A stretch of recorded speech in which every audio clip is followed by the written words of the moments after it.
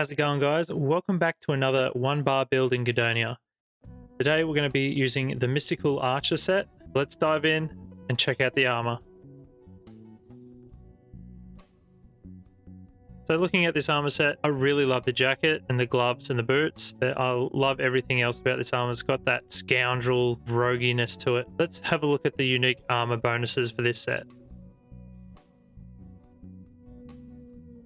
So when you have two pieces of this armor set, you will be granted your bow enchant will last 2 times longer. And if you have all 5 pieces of the mystical armor set, looking at this armor's stats, you get a pretty good accuracy bonus. You've also got a decent damage to elemental magic, a pretty good boost to health and mana, and also a pretty good ranged damage boost as well. For this build, I chose the King's Cloak. Just gives us 7% critical strike chance, a massive boost to health, and also 160% ranged damage. Now you can get this cloak by finishing either the Warriors faction questline, or it's a random drop after doing dig sites. Accessories, I picked up the Huntsman set. So for 2 of the items that you get in this set, whenever you shoot an arrow, it will spawn a hunting eagle that will attack your enemies, but you can only spawn once in 60 seconds. And all 4 items, an eagle stuns and slows enemies down. This set increases your accuracy, big boost to stamina, and a huge boost to range damage as well. Let's move on to the weapon. The bow that I've chosen for this build is the Chainer. Every arrow has a chance to chain enemies around it, immobilizing them. Chained enemies receive damage over time, and after some time, the chained enemies explode. This has normal knockback power, does a whopping 185 damage. The speed's a bit slow, but makes up in damage. Got a decent boost to stamina, and also a great crit damage multiplier to it as well. Let's check out the skills. So first up in combat mastery, we have level 4 rend, which just gives us a 20% chance to cause bleeding to an enemy. Then we have piercing strikes level 2, so we have a 33% chance to inflict a debuff on an enemy, making them take 1% more damage every stack. And level 2 just applies the trauma effect, which reduces movement speed and attack speed by 20% for 15 seconds. And then we had to choose fencing level 1, just because we need it to get to piercing strikes. Next up in arcane magic, we just put a little bit into it, 6 points, and then we just got mana replenishment. It's level 1. That's it, just to get a passive mana regeneration. So in elemental magic, we picked up focus the element level 3. Whatever element we choose is applied, it absorbs it for 20 seconds and creates different spells. Level 3 just increases the damage, and we are going to go with a wind element for this build. So this will create a powerful tornado that pulls all enemies inside. Strength and radius depends on magic damage. And we also got the mastery skill, focus the elemental effectiveness.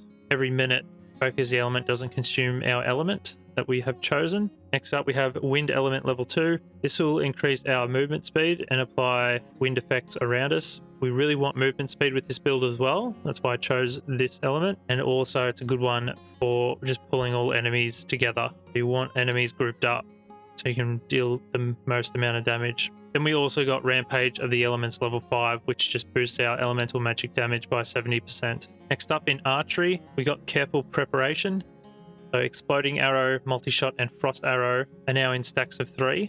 We also got Exploding Arrow level 3, which explodes arrows and stuns enemies for 3 seconds. We got Enchant Bow, 10 seconds, it adds range damage bonuses, which calculates with our magic skill. Instead of 10 seconds, it should be 20 with our armor. Next up, we have Rain of Arrows level 3.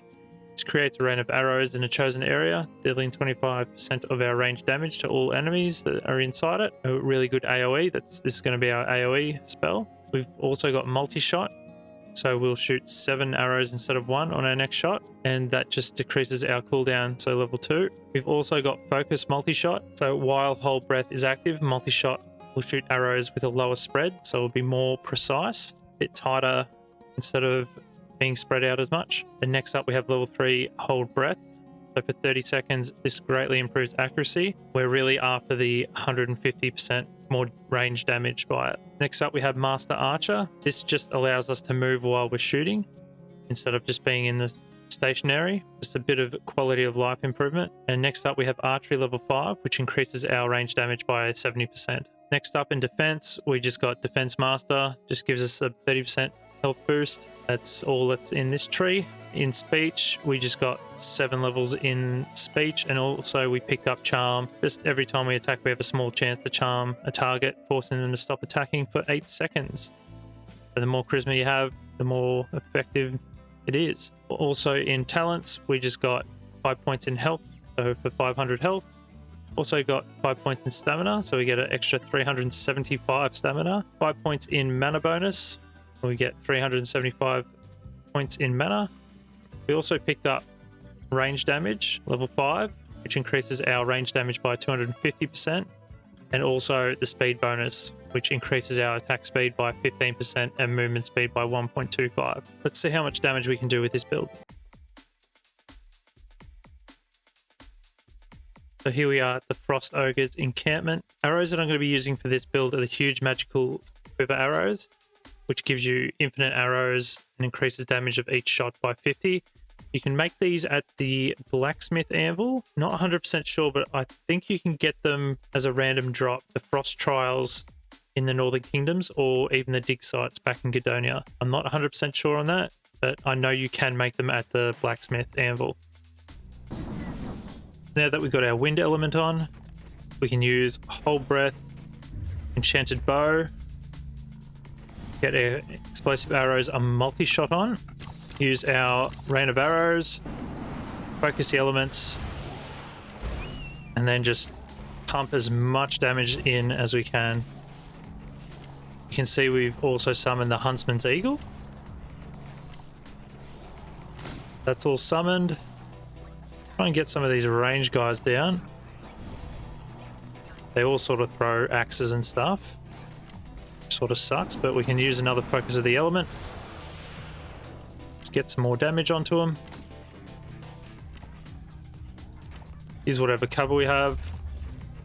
Also enchant bow as much as we can.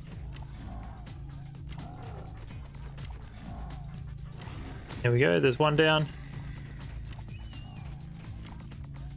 And another one. It wasn't too bad. Got to keep your distance.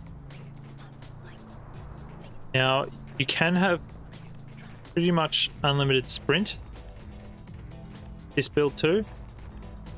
So even if you want, you can just try and get all of your buffs on.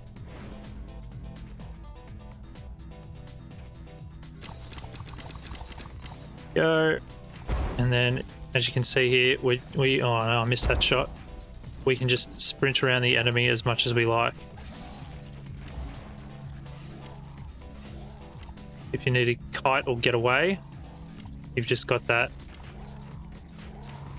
unlimited sprint. Pretty much unlimited sprint.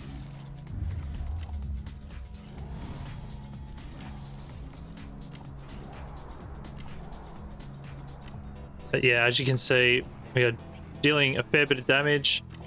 Got our little eagle just stunning them as well.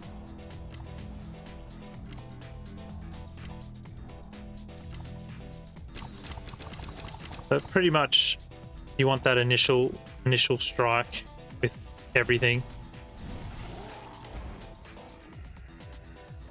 That's going to be your bread and butter there, the explosive arrow and multi-shot. But once you put them all together, you'll decimate a big mob of enemies.